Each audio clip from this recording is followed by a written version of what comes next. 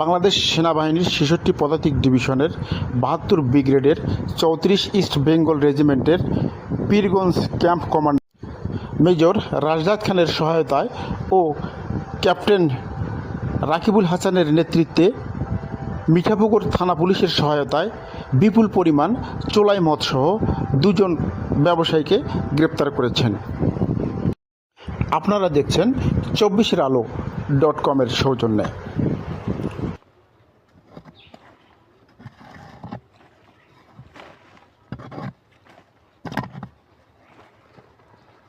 হ্যাঁ বলো। আছে ভাই, আমি যাইতেছি, সমস্যা আমি ও এটা হচ্ছে সেল পার্টি। না গন্ধ নাই।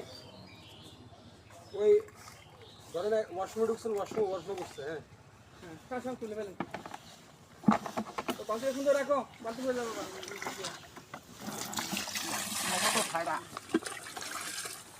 আস্তে আস্তে তুলেন, যাতে না পড়ে।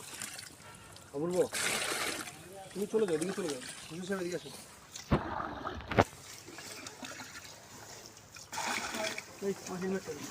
লাগবে না।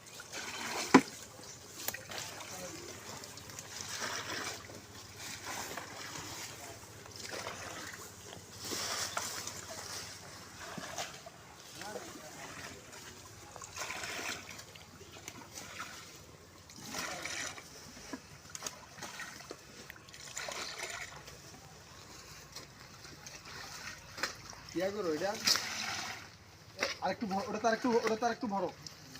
বলটাতে ভাই আরেকটু দেন। করে দেওয়া দাদি, করে দেওয়া দাদি।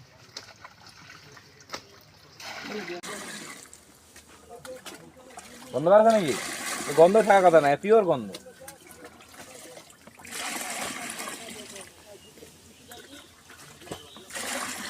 বেশি আমার বালতি এবার ফাটা আছে নাকি?